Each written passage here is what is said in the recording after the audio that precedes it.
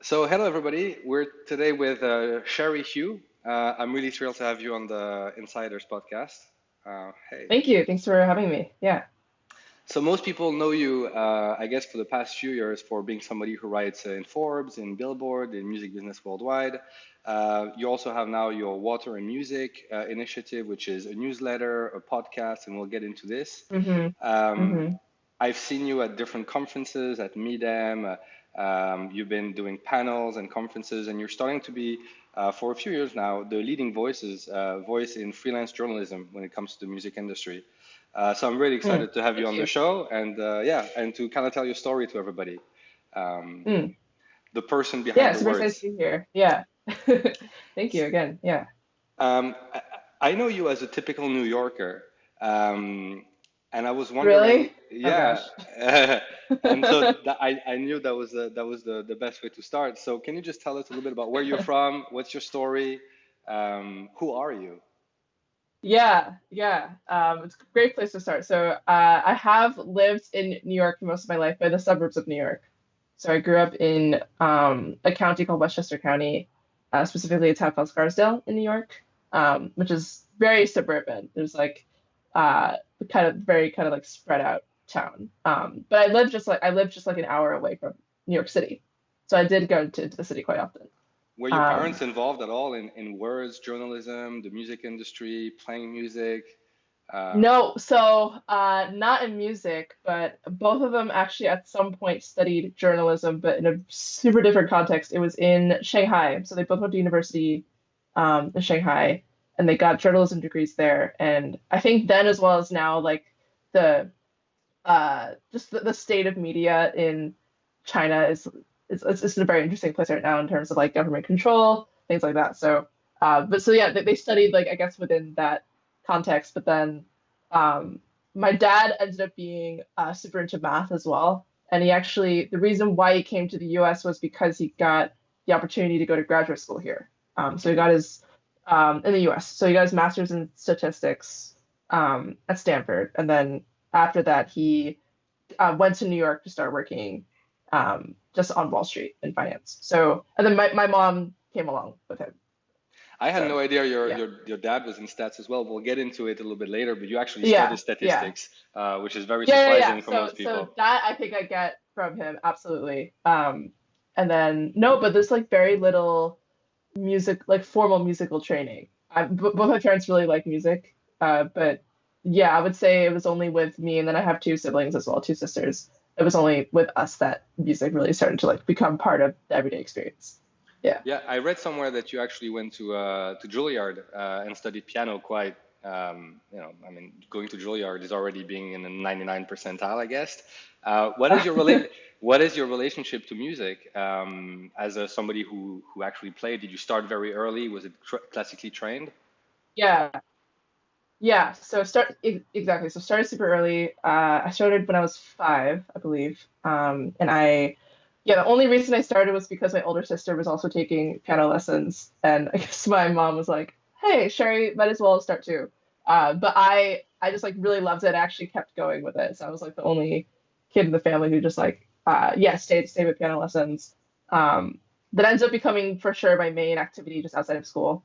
And in high school only, so from ninth grade to 12th grade, I did the Juilliard pre-college program.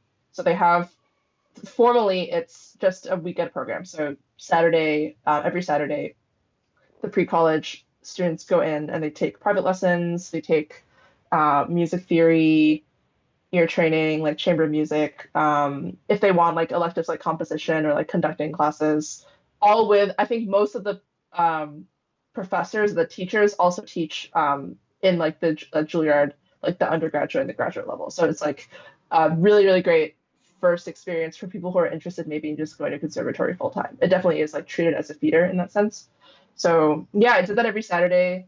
That was very much like most of my life outside of school. Most of like my social life, like on the weekends, Yeah. I would be like going to Manhattan and like hanging out with people who are also like piano students there. That definitely defined my social life. And for a while, especially around like 10th or 11th grade, this was like 2011, 2012, I was like pretty sure I wanted to go that route full time in terms of just going to conservatory for piano. Yeah, I was going to Um, ask you, did you, yeah, most people at 15, 16, if they have a passion, they kind of assume that's what they're going to do for the rest yeah, of their life, whatever that means at right, 15. right. Did you think you were going to play in big auditorium and basically be a pianist as a living?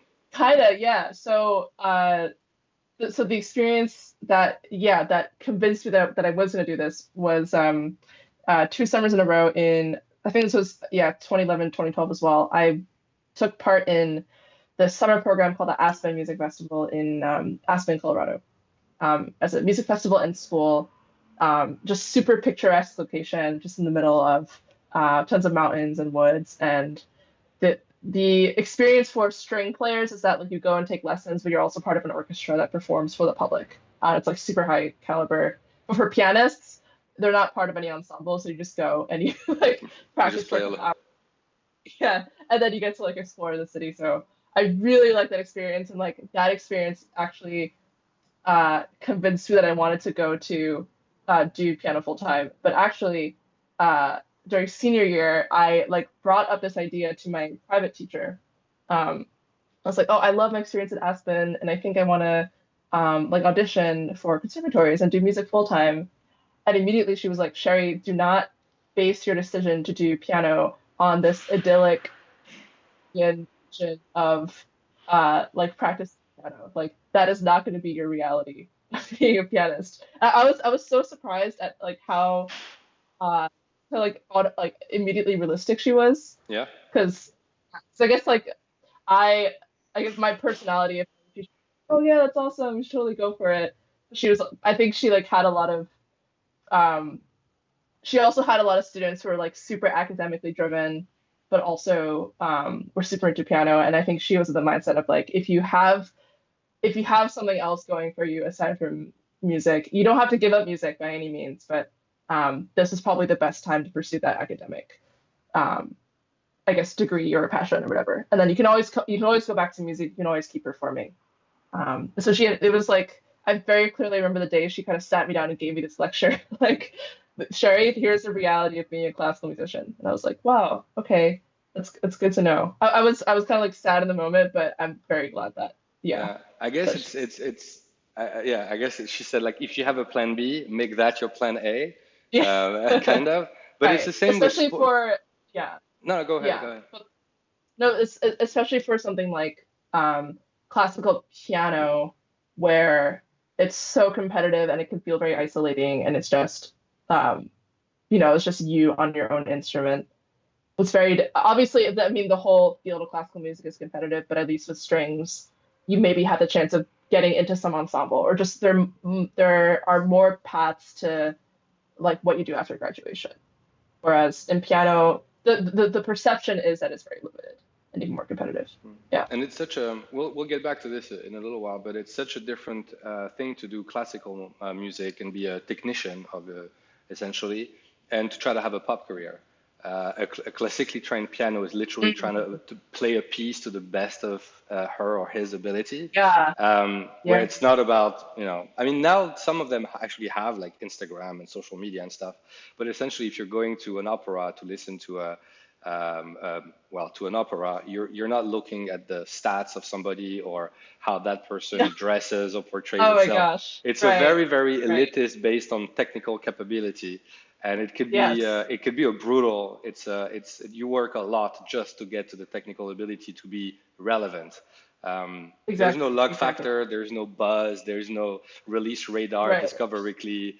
It's a completely different world. Right. Exactly. Exactly. That is such a good point. And actually, I think about this a lot because, yeah, like the kind of the field that I focus on now, I've written a tiny bit about classical music, but it's definitely like considered on the fringes of, yeah, like pop music, or kind of what music is on like a topping the charts right now.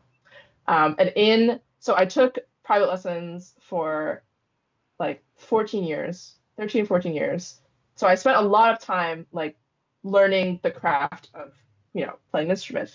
But that whole entire time, I realized I knew little to nothing about how like the actual music industry worked, because the culture of classical music is all you need to do is focus on technique, and you're good and you're set. When obviously that's not true, and some people from Juilliard and from other conservatories have like spoken out about the need to prepare students like more effectively for that reality. It's like you can practice and like win all these competitions, but that's just like one piece of the puzzle of succeeding in an industry that involves a lot of politics and does involve it, yeah, increasingly a lot of marketing jobs as well. Yeah, and Yeah. marketing strategy for classical music could be like a 1 hour thing in itself. The people are Yeah. trying things. The majors who have a huge market share in classics and jazz have actually had some classical success with artists who do things that are not just being the best technical. There's been some concept albums and people, Oh yeah, yeah. taking composers and trying to create like a concept around it to have a project that be a bit more visible than just like come and listen to me playing the piano. But it's very on the fringe of like 99% of the marketing techniques, you just can't apply them to classical, and whatever works in Mm. classical, you just can't apply. Um, I'm very Yeah. interested to know. I was like reading your story a bit, and I saw after that you went and you did statistics at Harvard. So now I understand your dad was into math and doing statistics and so forth. Yes. At one Yes. point, do you go Yes. from a teacher in a lecture or a teacher in a one-on-one telling you whatever is your plan B, make that a plan A, and you're like, all right, and was the plan B at this point doing maths? And we're still not even to the journalism part. So Yeah, yeah, yeah, yeah. how did you Yeah. decide to try to go to, I don't know if you thought, let me try to go to a really good college like Stanford or Harvard and you picked statistics, or did you want to do math and statistics and then you just ended up going over there?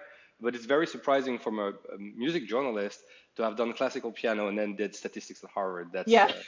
Is like completely nonlinear. Yeah. no. So yeah, so my plan B, or like the other thing that I really liked doing aside from music, was math for a long time. So I was in math team, like my school's math team in middle and high school. And that was like, so that was my main, I guess, academic extracurricular, you would say, like aside from piano. So going into freshman year, I thought I wanted to major in math at Harvard, my alma mater, which is like theoretical math. And I actually had uh, very little to no experience doing like actual theoretical math proofs, but I like went in being like, this sounds like an interesting class. I'll see what happens. And I mean, as with any like freshman year, that first year like just really informed like my social group, like who I hang out with, just how I think about the world. And it was also so intense because like I took this one theoretical math class that took, so it was like a weekly like assignment that you had to hand in, and each one took probably like 25 hours a week for me. So the average was like 15 to 20, but then I needed a lot of extra time because like it was my first time even like trying out like proofs of this caliber. And in that level of intensity, your social group ends up like revolving around that. Like people just like hanging out at the library trying to figure out, how to do this problem. So but yeah, so it was a really enjoyable experience, but then after like the first year and a half, I realized that um I wasn't as into that kind of math to major in it. And this is, I don't know if this is unique to Harvard, but like Harvard's math department, the people who major in that department, they like think about math all the time. Like they're talking about math like over meals.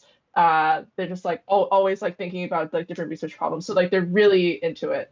It's very similar just like to a lot of people in music. Like music kind of surrounds their lives. So I just happen to not uh, feel as attached to that specific culture. A bit less extreme So than just mixing yeah, it. Yeah, 110% of your day to day. right. Yeah, exactly. So yeah, so like I love that experience, but then in declaring my major, I was like, okay, I'm pretty good at math. Math is interesting. Theoretical math is probably not what I want to go down. And the two majors at Harvard happen to be applied math and stats that are more applied and like more practical, I would say, than just theoretical math. So, and then uh, so the reason why I went with stats is also because I'm the type of person who just likes taking those random electives. Like I'm actually I was not the best at like uh completing all like the academic requirements in time in terms of like general education stuff. Like I was like taking the weirdest classes. So and stats was extremely flexible. Just like the field of stats in general, like you as long as you just take these like the required classes you have to take in the degree, it's like really not that much. So it allowed me to take a lot of music classes, a lot of other classes in other fields that I like otherwise wouldn't have been able to explore. So yeah, that's how I settled on that. And Just to um, link a little bit yeah, music with the stats, there's a lot of yes, papers that they're talking about how maths and musics are linked, and it's more theory of music, not the whole industry yes, marketing right, part, but the theory right. like first and fourth and fifth and diminished and so forth.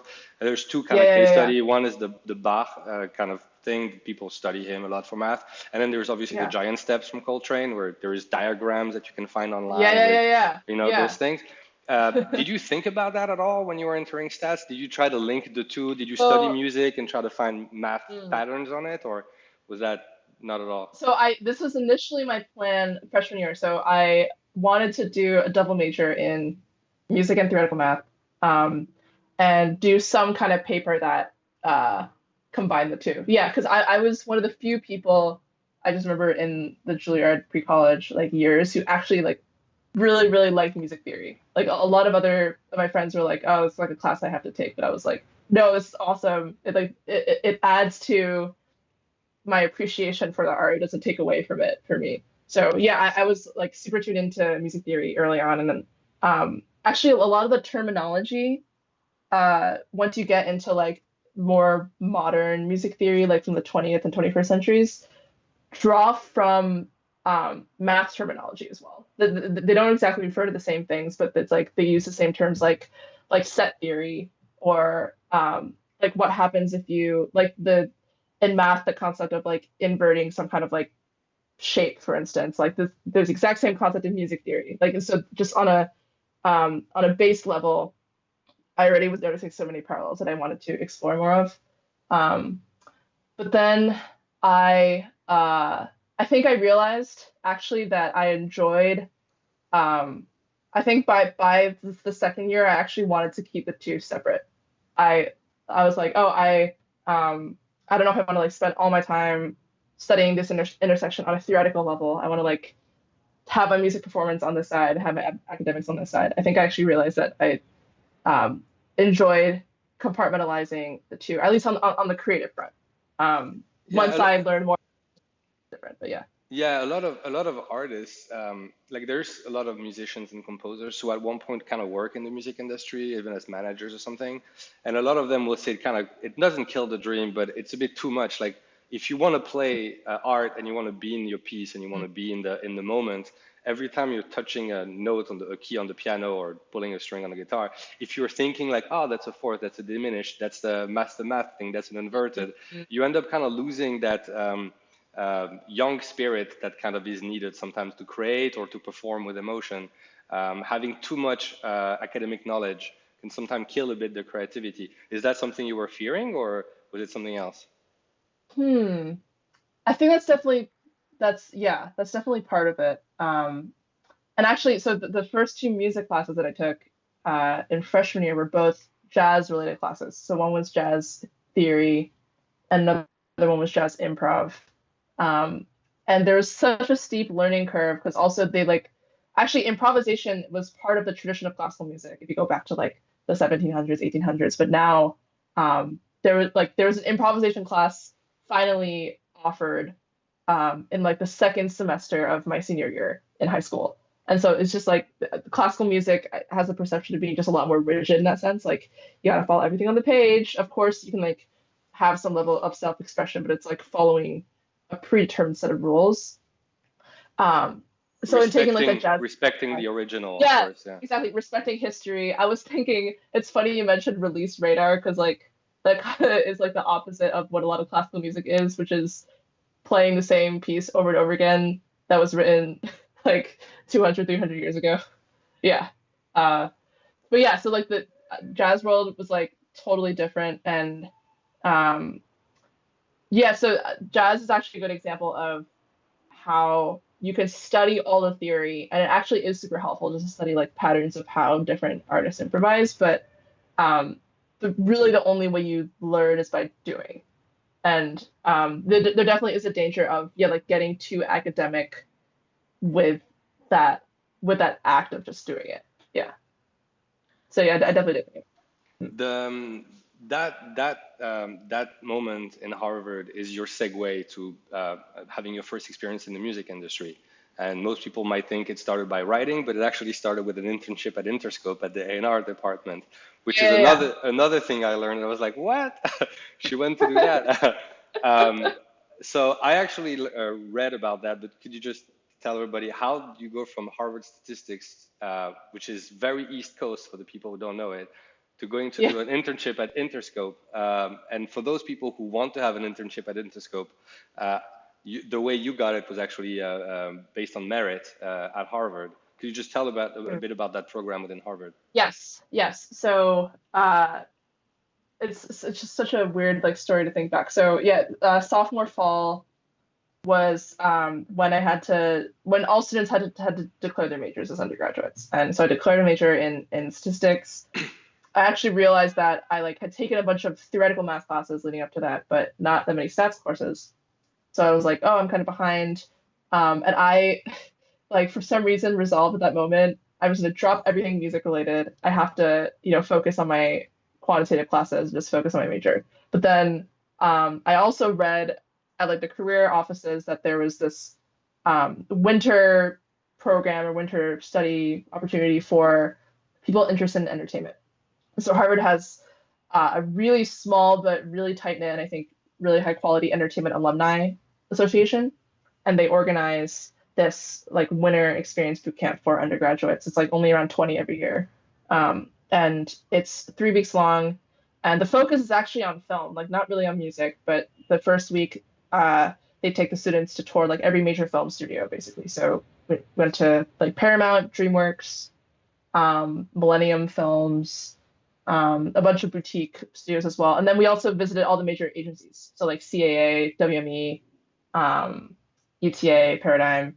Um, and there's one label, Interscope. So Interscope was the only label that like the whole group visited. And I think it's still the only label in included in um, in the tour. But the the I think the SVP of A&R at the time was Neil Jacobson, and he was like super enthusiastic and like really liked the program and was like super welcoming to everyone. Um, so I found out about this program, and like after I'd resolved not to do anything music related, but I was like, oh, it's over winter break. I'll see what happens. I'll just explore. I have nothing better to do. And then I did this experience, and then as part of the 3 weeks, you get placed into like a shadowing slash internship experience based on your interests. And so it was me and like one other person in the program who were super into music, and so we both ended up shadowing the A&R team at Interscope. And I learned two things. One, that like A&Ring was very different from what I'd expected. I was gonna say, And did you find what you yeah, expect, or did you expect anything in specific? Like how was it different than what you thought it was gonna be? yeah. I think, well, so in part because it only lasted 2 weeks, there's only like so much that I think we could do. So a lot of what we were doing, and like some of the things that we did at the time were things that I had expected like the department would have already taken care of. Like so the first like couple days, the only thing that like me and the other student what we did was like go through this database that they had of hundreds of like independent music blogs, spanning tons of genres like electronic, hip hop, etc., and just make sure that all of them were still running. And it was just like an Excel spreadsheet, so we had to like visit every website, make sure it was updated, write some notes about the type of artist, and then go on to the next one. So it was like very menial, but at the same time, it was super informative for someone like myself who just like did not had no idea about what this landscape was like, who was writing these blogs. Um, Also, sorry, I noticed that it's like kind of dark on my end. Is It how is went the lighting on my end? it went darker. It I went think like darker. I five or can, ten minutes ago. really? Yeah, but I didn't Okay. want to say anything because I didn't want to interrupt you. Yeah, yeah, But yeah, it yeah, looks like you're yeah. now in a cave. Uh, Okay, let me turn on. Give me one second. Okay. Okay, I Amazing. think this should be better. Is this better? Yeah, a lot. Okay, sorry. I didn't realize the sun would be setting like right now, but Oh yeah, it's because of the sunset in New York, right? Yeah, yeah, yeah, yeah, Yeah, I yeah. was thinking, why is this going very dark? But I didn't want to interrupt you. No, no, no. Okay. Sorry, where were we? Yeah, so you were Yeah, starting to so understand how dysfunctional. yeah, how this function worked, and maybe it was a timing thing, but like there weren't that many artists who I saw like walk into the department. I guess I expected it to actually be a lot more directly involved with the artist, at least as someone, even as someone just shadowing that, than it actually ended up being. Um, but yeah, I mean, I learned a ton just about like how, for instance, like the big role of A&R is just connecting artists with each other and like helping artists find the right songwriters, producers, engineers, etc. So yeah, it was a good intro. I learned that I guess I didn't want to do A&R specifically full time, but it was also going back to how I like spent so long studying music. This is like maybe like a familial thing, but my parents like I'm so grateful they supported like a music education for most of my life, but they also were kind of skeptical about the viability of like having a full-time performing career. So like when I first like suggested to them that I might go to conservatory, they're like, "Oh, are you sure? Like, do you want to explore other things?" And so there's always this voice in the back of my head like, "Oh, music is not it's not it's not a good career path. Like you're not gonna end up enjoying it." But everyone I like met at Interscope and just at the other music companies I ended up um, like seeing during my time there.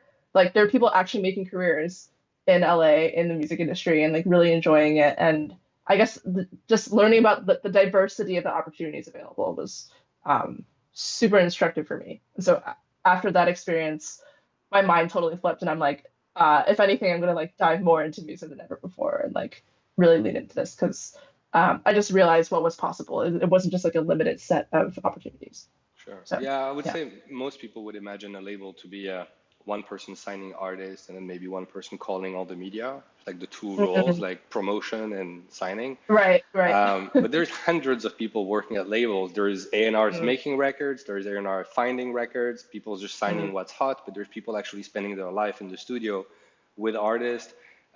There's people who promote the different types of media. There's people who schedule. There's marketers. There's people who do finance.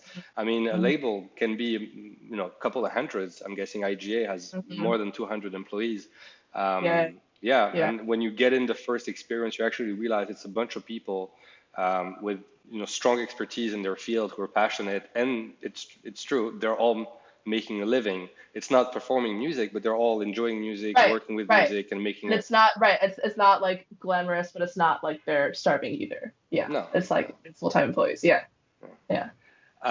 Was the second experience Ticketmaster? Were you already writing a little bit before Ticketmaster, or did you kind of do one after Yes, the other? I was definitely writing before. So after that Interscope shadowing experience, I applied for and got into a more academic program at Harvard Business School. So they have a summer research program for undergraduates. It's like one of the few times they open up to undergrads, and um, it's the way the program is structured. There are like 15 to 20 projects determined ahead of time, and you have to like indicate your preferred projects. And that same year, there happened to be one about music and innovation. And I was like, oh, this sounds like right up my alley. Good timing. I'm like, yeah, it's like it's all about timing, like every part of the story. So, yeah, I was like, oh, this seems like it'd be right up my alley. I'm like just starting to get my footing and like understand the industry. So I got in, and that summer was basically how when I formulated my interest in music and tech specifically, because it was a really good mix of just on a macro level understanding what was going on in terms of the impact of like piracy and streaming on the recorded music industry at large, but then also like a ton of just interviewing one on one with um, tech founders and artists who are trying to grapple with this new economy. So like that was the first summer that I met Benji Rogers. You know Hmm? Benji Rogers? Yeah, Yeah. sure. That was the first summer I like really learned about Patreon. Um, that was the first summer I met people like, do you know someone named Kiran Gandhi? Madam Gandhi? No? Okay. No?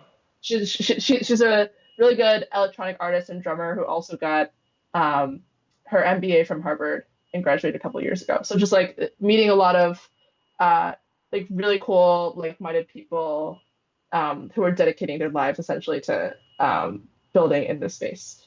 I was like, wow, this I like came out of that like program in that summer just with a ton of ideas in my head about where the industry could potentially go. And oh yeah, another thing. So that summer, I like a lot of the research that I did ended up being included in a case study on Bandpage, which is not active anymore, but The company that Bandpage was is kind of like acquired by YouTube. by YouTube. Yeah. Yeah, Hmm. sure. They were powering Yeah. the concert listings. Yeah. They were Hmm. like a iframe you could put on your Facebook page, on your website, and so forth. Yeah. Yeah. Exactly. Hmm. Yeah.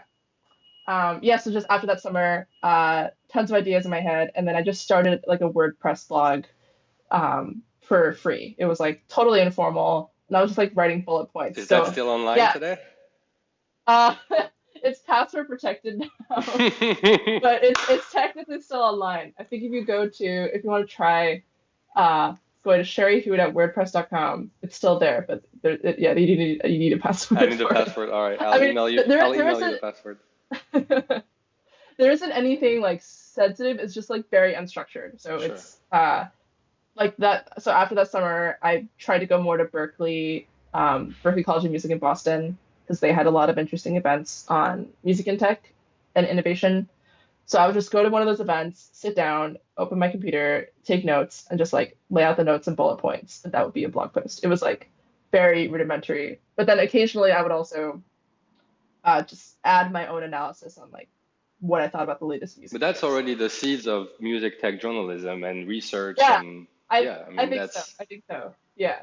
And I should mention I did have some writing experience writing for one of Harvard's, actually a couple of Harvard's student publications about the creative side of music. So I would like interview like students who were artists on campus about their creative process, or like if they're putting on a show, I would interview them like ahead of time as like promo. So I had some experience in music writing on that side, but like very little on the business side. Like I didn't really know what went into business or financial reporting. And so yeah, all of that I basically learned on the job, or just like in writing this blog. And then so okay, finally getting to the point where I get like my very first like freelance writing gig. So uh also so this is junior year, and this is when like all the companies come to recruit students on campus for like finance, consulting, tech, etc. I like got very jaded with that process specifically, so I was like, oh, I'm not going to go to any career fairs. But then one of my friends was like, oh, Sherry, there's this advertising and media career fair that you should totally go to. It's a lot more creative, a lot more chill. People seem a lot more open. It's not like super chaotic, everyone running around. So I was like, okay, sure, I'll go check that out. And uh, I just happened to walk by the Forbes table, and the only reason why I stopped is that there's an issue with Katy Perry on the cover. I think it was their like Celebrity 100 cover. And okay. I know a little bit about Katy Perry. I'll like I'll see what happens. If I approach the person there. And the person there happened to be I guess my current editor at Forbes, so like the editor who like gave me my gig. So his name is Zach Greenberg. He's the senior editor of media and entertainment at Forbes. Yeah, and he and I like immediately started having a really interesting conversation about just like music. He basically owns hip hop coverage at Forbes, I would say. He like started all the magazine's coverage of like Jay-Z, um, Dr. Dre, Diddy, etc. He's like written books on the topic too. So like we talk a lot about that. And then I mentioned I was interested in music and tech, and I'd done like this project with uh, Harvard Business School, and he immediately was like, "We need more music tech writers. Like, you should consider sending a sample and contributing if you're interested." And I was like very surprised, and also like didn't know what to say or do, because I knew like nothing about freelance writing. I knew like nothing about like the Forbes model. I was like a complete blank slate. But I was like, sure, I'll like email you some Sure. samples. Yeah, and my sample was my blog and this one column I'd written for like a student paper that had nothing to do with business, but was a music one. But I guess that worked. So And I guess if you have an opportunity as a, that's a lesson for everybody, but First is push Yeah. your luck because you did not want to go to the Yes. fair, and so you end Yeah. up going. Yeah. And Like then the that. second thing is if you have an opportunity that comes and you know you can't really do it, but you're not like, it's not like you're asking me to turn off a fire and I've never done this. Somebody who's Yeah. asking you maybe to like write words for Forbes, you've never done that, but you know maybe you could do it. Say Yeah. yes and Yeah. figure it out after. Yeah. Yeah. So 100%. you Like, said yes and you sent something and it ended up yes. working out. What Yes. did you publish that or was that just a way for him to filter out if you were interested or not, interesting or not as a journalist? Did I publish? What do you mean? Like the things that you sent him as a test, stuff from your blog or Oh no, so yeah, it was things that I had already published. So it was I guess like a couple posts from my blog and some column, an arts column that I'd written for the Harvard Crimson where I just like interviewed a bunch of artists. So yeah, they were already published when I sent them to him. Yeah. do you think today if something comes like this on your lap, like something that you've never done, and now that you have a bit more experience, sometimes we say like the younger Mm, you are, the more crazy you are, and you can say yes to totally, things. yeah. Would you say yes to the same type of challenge today? Or would it be harder Mm, for you? it's a really good question. Now I've like I guess now I know a lot more about freelance writing and like what to look out for, and kind of what to avoid. So I'm definitely I think this is actually like a good place to get at where you don't have to feel pressure to say yes to everything. So I've definitely like said no to a bunch of things that not because they were too risky, but because uh, they just like didn't fit what I was like looking to do at the time, or didn't fit like kind of what I specialize in. Um, I don't know. So something that I'm thinking a lot about, this is like very fresh. I don't know if it'll go anywhere, but something like going more into audio. So like I have my own podcast that I just run by myself. Very scrappy. I just like record the interview on my laptop remotely, edit most of it myself. So it's like very lo-fi. But I feel like in order to grow it, I would like to get more experience producing for like a much better established podcast that like maybe reaches a much wider audience if they have like an actual infrastructure. Like, because I actually have known very little about what that infrastructure looks like how what's the day to day like workflow if you have like multiple producers making a scripted podcast. Like that's something that I'd be interested in learning that um, I have very little like direct experience with. So yeah, that's one example of like maybe if something totally random comes my way and I have the opportunity, then yes, I will do it. But yeah, I would say I've like been in the freelance writing world long enough where it's the thinking is very different. I guess now I have a lot more uh, data, for lack of a better word, to like work off of. Like, oh, I've done this worked, this didn't work. Okay, now I know instead of just being totally blind. It's a great way to learn. It's to leverage. You go in a huge company and you I like you. I started as an intern at UMG, and you're just thrown into this place where you can Mm-hmm. make some mistakes. If I screwed up a label copy or I screwed up something on marketing, I wasn't going to kill the business. Universal was going to be Yeah, fine. yeah, yeah, If yeah. every intern at Right. UMG just screws up their Yes. day, everything is going to be fine. If you go to in a big media conglomerate and they have this podcast studios where there's 5 studios, 20 producers, and it's Mm-hmm. fine if you have to re-record the thing a couple of times or if you Mm-hmm. lose their time a little bit. Leveraging a big organization in order to learn is really a key in like Mm. beginning of your profession. Um, I wish I had more budget, but Yeah. I'm literally recording you on Skype as well. So I guess you and I have the same No, it's podcast all good. level. The It's same basically the podcast level. same. Yeah. Yeah. I was reading your like about thing on your LinkedIn, and I actually wrote it Uh-huh. here, and it said, "Do you know it by heart?" No. I'm on a mission. I I'm on a love it. mission to propel innovation in entertainment by informing its decision makers on what really matters, and by discovering and wielding insights where no one thinks to look. Um, so, quick question: where do you think we should look today? Where do you think are the new thing? I mean, you've been writing about that for a few months, where you think the thing is going. But if you wanted to summarize, what are the interesting, exciting topics, and especially the ones that nobody's really looking at? Yeah. So something that I care a lot about as a writer, or just like someone being in music, is one. obviously music is like super important, or I think it's important, but two, music is like one ultimately tiny part of everyday life and one tiny part of like culture in general, right? Like there's um even if you just look at like dollars and cents, the size of the music industry is a fraction of the size of the gaming industry, for instance, or like the film industry, um, in most places where you look, and like certainly globally. So some of my favorite articles that I've written have looked at how music, and also a great thing about music is that it infiltrates other areas of culture really easily.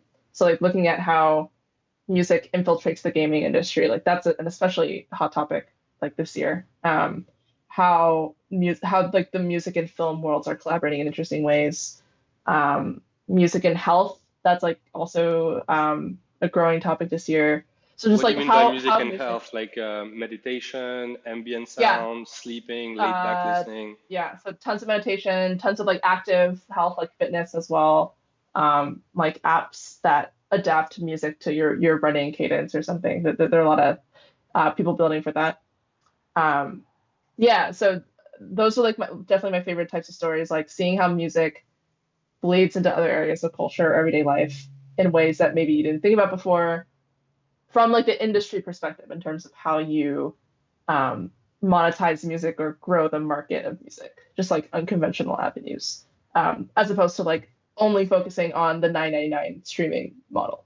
Yeah, so I care a lot about that. I, this is something that is gaining more traction, I think, in people's minds. But I'm thinking a lot about.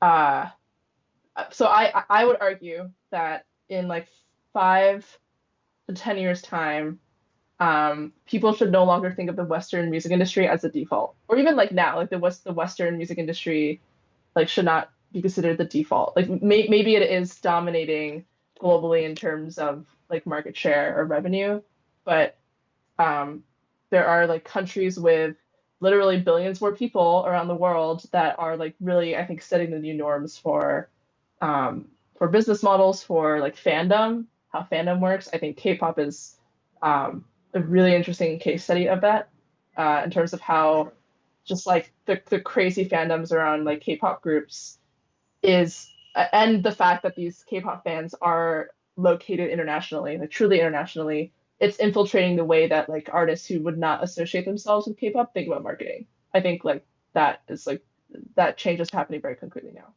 So that's another place I would look, or that's what I'm thinking with that quote in terms of looking, um, one, decentering what's happening in the US and Europe. Obviously, it's important, but it's not the only possibility by any means. And kind of leaving your assumptions about what models work best at the door and just seeing what's happening elsewhere in the world. So I just finished a trip to India for around 2 weeks, and I'm really glad that Did you I go to the went. big music conference? There's a big, Yes, yeah. yeah, all that. Hmm. Um, yeah, I'm really glad I went because it reinforced a lot of what I just said in terms of I mean, one, just the way that things work in the Indian music industry, for better and for worse. It's just like a totally different model, and like the questions that they're asking are totally different from um, what people in like the US are asking about streaming, for instance. And it isn't just a matter of like copying and pasting. Like people are even saying like, oh, is there even like a market for a subscription here? Like maybe there isn't. And so like what do we do about that? Like what other models can we experiment with? So yeah, those are the, in terms of what like excites me the most and what I like most enjoy looking into, those I would say be the two main ones. So um, kind of breaking down borders between different industries.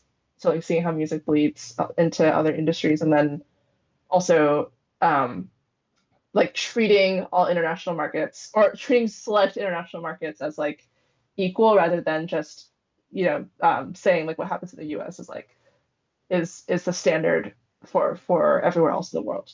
I just think that isn't true. And there probably will be a point, I'm like waiting for the point where at least half of like the Billboard chart is from outside of like the US and the EU. Like I think that's just like bound to happen. The And Billboard one will come after the global Spotify charts because the Billboard is Mm, really like US centric consumption, but that's true. already That's in true. the Yeah. top 200 Spotify chart sometimes has 10, 15, 20 tracks that you're Yeah. like, if you're in America, you probably would Mm, know those, except if you were listening to the chart on Spotify.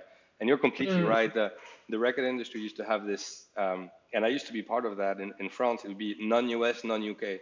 So if you were UK, US, it'd be like mm, global yeah. priorities, and then we would be the non-US, non-UK. But it would literally be some Indian artist or French artist and a guy from Colombia, and we would all be non-US, non-UK, where there's it's just completely different like ways of So working. different. Yeah. And Yeah. today that has changed, especially the Yeah. U.S. Becoming more Spanish, Latin America. Like there's so many songs that are blowing up in the U.S. that are not in English, Mm, and so the framework, the thinking process has changed a lot. I actually thought, coming back to the first thing that you said, which is the music industry is a mm. lot smaller than other entertainment industries, but music flows. I actually thought that water and music, your podcast, and we're gonna segue to it in a second. I thought the name I like where this was is going. yeah, but I thought the name was that music is like water and it's going everywhere. Mm, But actually, I did my research and I know that it's from a Quincy Jones interview that says you okay. will only sing there. But I really thought that you Yeah. said music is actually, and it is, it's a smaller industry than gaming or movies. But in Mm, gaming, there is music everywhere. And if you take off the music from the gaming, even if it's not original composition, it could be laid back moods, ambient sound, but there is music everywhere. And in movies, it's the same. If you take off songs mm, and music from movies, like all the Spielberg movies start with this crazy theme and yeah. stuff like Star Wars. Like there's so many themes and songs that are related to. And so I thought your thesis on the podcast was that music, while smaller, was in every bit of the culture, Mm, and that it was mm. infiltrating that to do like a water thing. Music was Yeah, yeah, infiltrating yeah, all of the yeah. entertainment sectors. No, So I actually, think yeah, that yeah, yeah, that's definitely part of the attitude that I think I'm going to. Yeah, so I took the name from this Quincy Jones interview, but then in thinking more about the name, I was like, there's so much overlap. So yeah, there's like music flows, like water.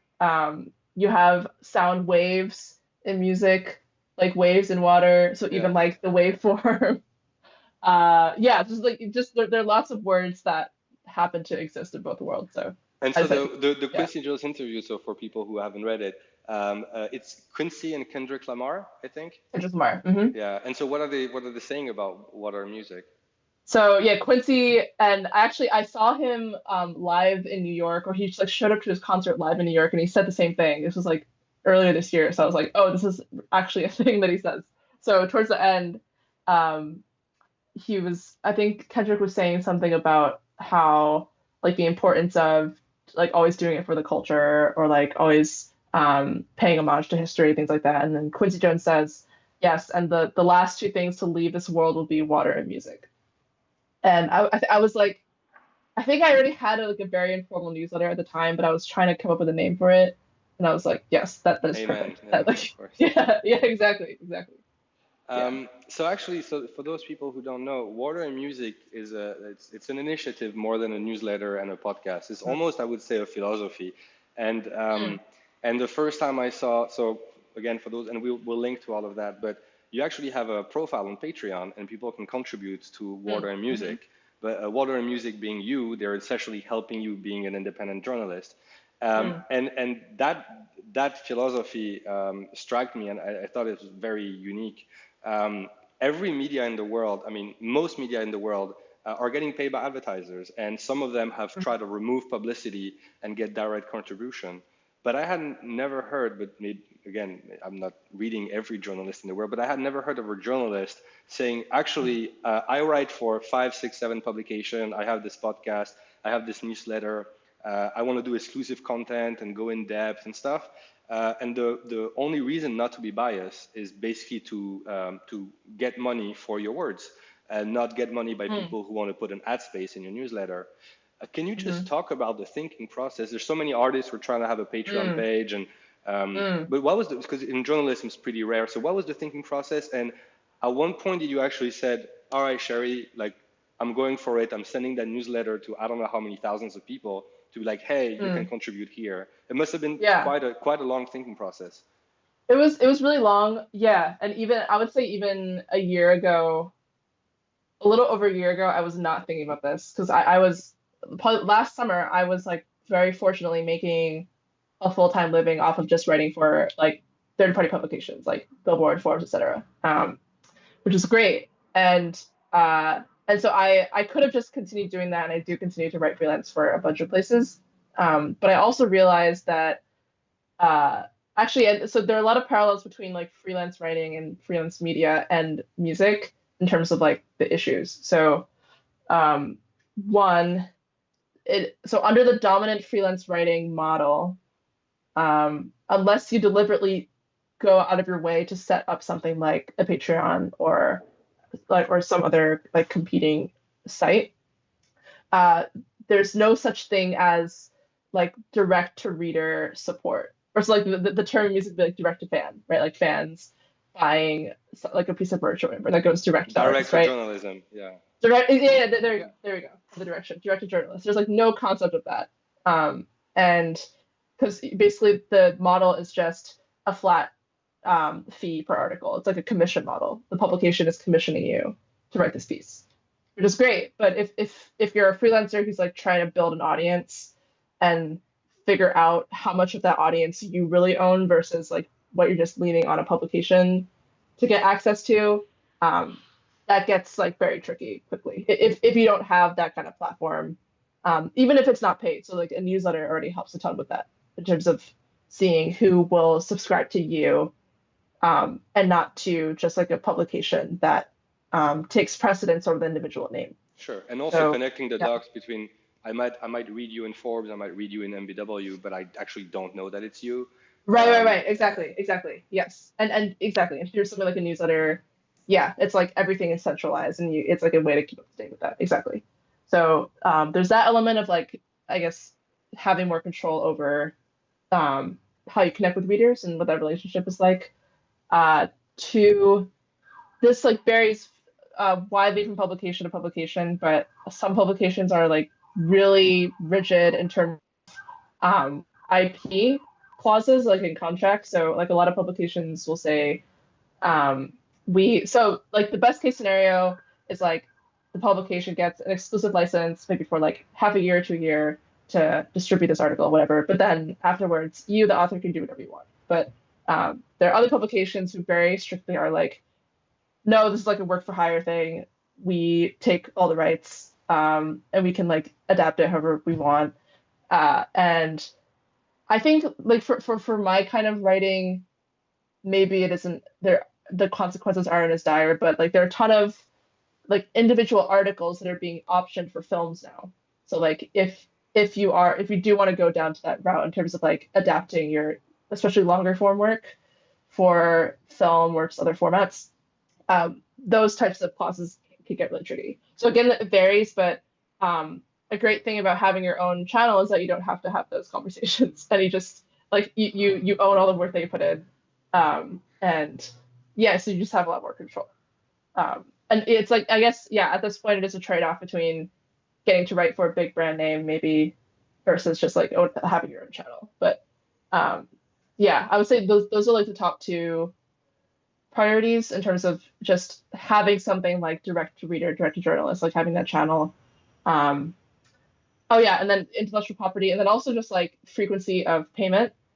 This is not unique to this is like an issue in music and also in media, in terms of like a lot of places often take a really long time to get. Like I've definitely had to wait like 3 to 4 months for a payment on an article that was published uh, like several months back. And so like that you can't control. And so if as like a freelancer, you're trying to have some sense of recurring income, that can be very tricky too, to even just like plan out. So having something like a Patreon page, it is a definition of like regular because in my case, it pays out every month and that's like much easier to plan out. So yeah. Did you before you clicked and you send that newsletter to everybody, like I'm there, join me. Yeah. um, Yeah. what was maybe the last thing that you thought about? Were you scared about the perception? Did you ever think like this is how much I think I'm gonna generate a month? Mm. Did you have a ballpark? Or were you just saying like, this is the DNA of how I want to project my work? I have no idea what's going to be the result, but I'm doing it for the philosophy. Or was it like, I actually think this financially makes sense also for me? How Mm. calculated was it, and how instinctive was Yeah, it? I would say I made this is like a positive thing, a super underestimated calculation. So I like had on Patreon you can set up um specific goals to say like, oh, once I reach $300 a month. So for me in this case is once I reach $300 a month, um, I can launch a podcast and I have like the funds to buy equipment and pay for hosting, all that stuff. Um, for 600, I'll launch this new thing, 1,000, this new thing, etc. So that's a feature on every Patreon page. And so I set up 300 as the first goal, thinking that I wasn't going to reach that until like 2 months after launching. So I had like a very conservative. There was like no logic to doing that. I was just like, oh, like because also I struggle to find other journalists who are using Patreon effectively. Now I've met a couple others, not in music, but who are like essentially running full-time online publications on Patreon, which is really cool. But when I first started, I like had very little precedent, so I was like, oh, is this even going to work? I have no idea. So yeah, so my very conservative projection was getting $300 a month within 2 months. So I wasn't planning for it to like uh even be close to um, like a third of like a full-time income or anything like that. Sure. But then it grew super quickly. It definitely reached $300 a month within a month, or even like a couple weeks. So I was like, oh my God, does that mean I have to start a podcast now? I was like, my God. I was like, wow, this is so cool. But I have to like reset my entire schedule. And then, which is great. And then it also made me realize like, oh, if I continue growing at this pace, um, this probably by next year can get to a point where it makes up the majority of my income, which is crazy. Like I did not expect that at all when I first launched. So yeah, I would say it was more guided by philosophy uh than by any expectation of it You growing did not do a exponentially. Yeah. statistical model on the potential revenue. No, no, unfortunately not. Yeah. what do you think is next for Warner Music? I was putting in my notes like, somehow I don't see Cherie being the Oh, typical yeah. journalist in 5 6 years. Where do you think this is going for you? Are you gonna keep writing? Are you gonna try to push the Warner Music further? Are you already planning something else that you want to share? What's next for you? Mhm. Yeah, so okay, so for water music specifically, something that has now like come up that this is like an issue, but it's definitely like a uh, kind of like a fork in the road is that um, so if you think about like the newsletter, which is free, there are um, there are close to 5,000 people subscribing now, which is great. So it's like a lot of people, and it's like people from all kinds of backgrounds, from um, emerging artists who like have no idea like what's going on in the music industry to people who've been in the industry for a couple of years to like execs at record labels, like people who are like true veterans and like are the key decision makers. And you really so far it's worked to serve the same articles and the same product to all those people, but I think after a certain point, um, it's more effective to like segment that audience. Like Hmm. the questions that like an up and coming artist is asking about how to run their career is so different from like what a digital strategy person at a major label is thinking about, right? In Oh terms yeah, of the and data. sending the same newsletter to 5,000 people, you might think, oh, I'm gonna segment my.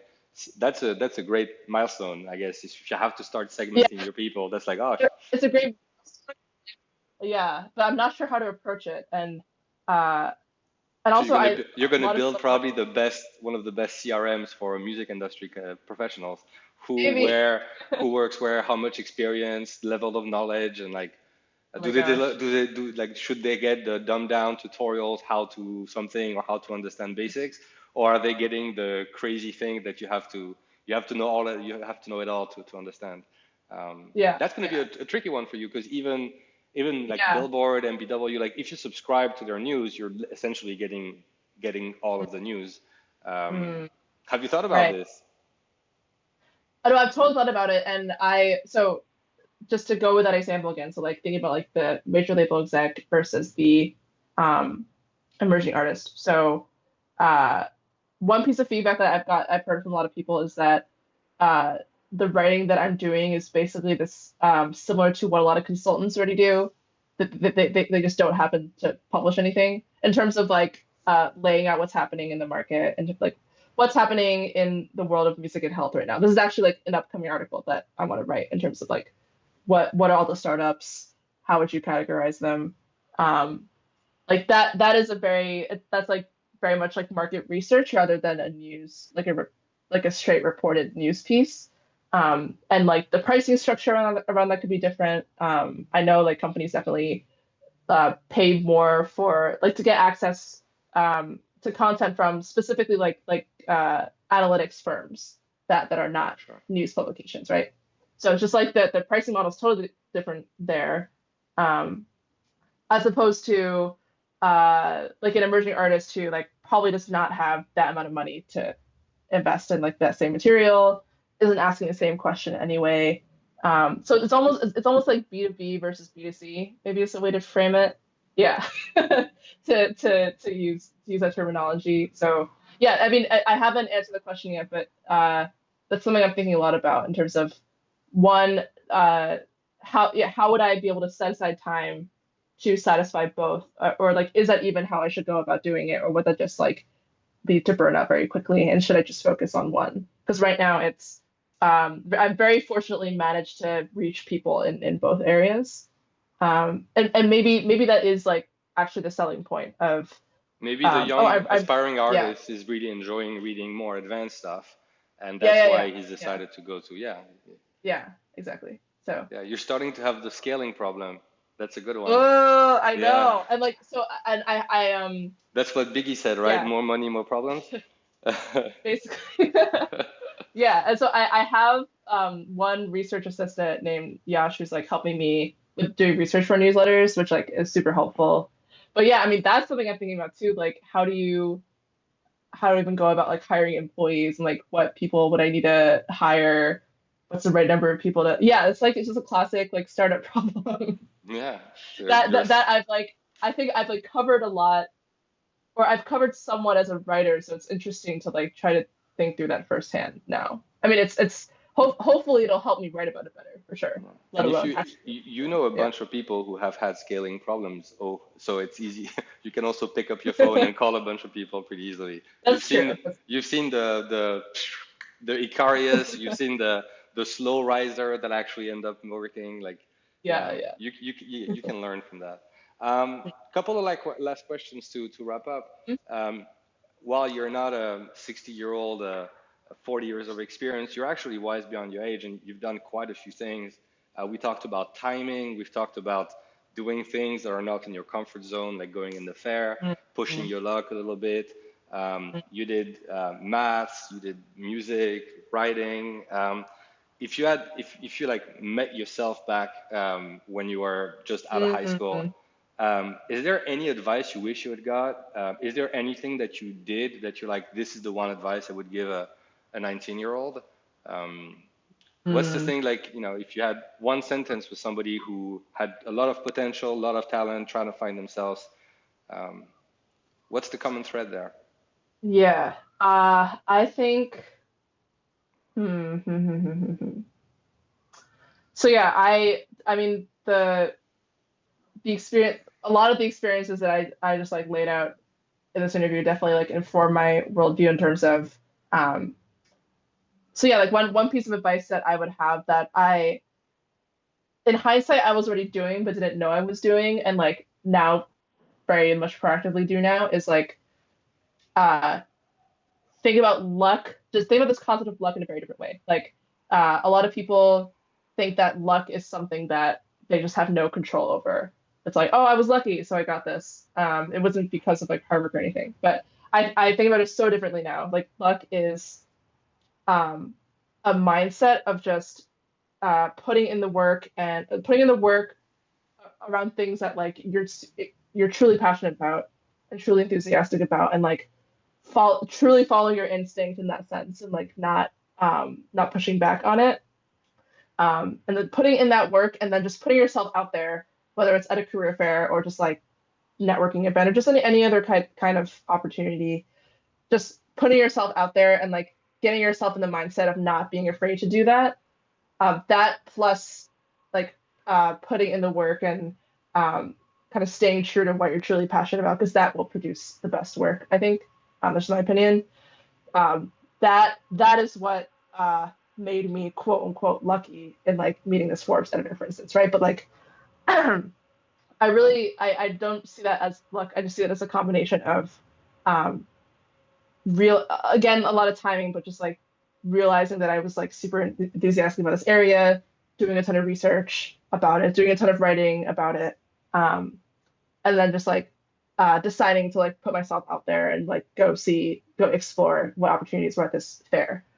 And speaking of which, I I think this may be, I don't think this is too specific. I think writing is severely underrated as a tool to just like get your thoughts out there, to meet other people like on or offline in the context of just like finding career opportunities. So underrated. Like I think a lot of people are scared to get their thoughts out on the internet. They're like, oh, what if I look dumb, or like what if I look back on this and it's like, oh, that wasn't good. Like there are people, I don't know if this is harsh. There are people who are um, probably like running full-time businesses doing writing that isn't as good as as how well you could write. It's basically how I put it, right? There are people who are running full-time businesses just because they took the initiative to do it. And like that, they showed up, and that's like the prerequisite, right?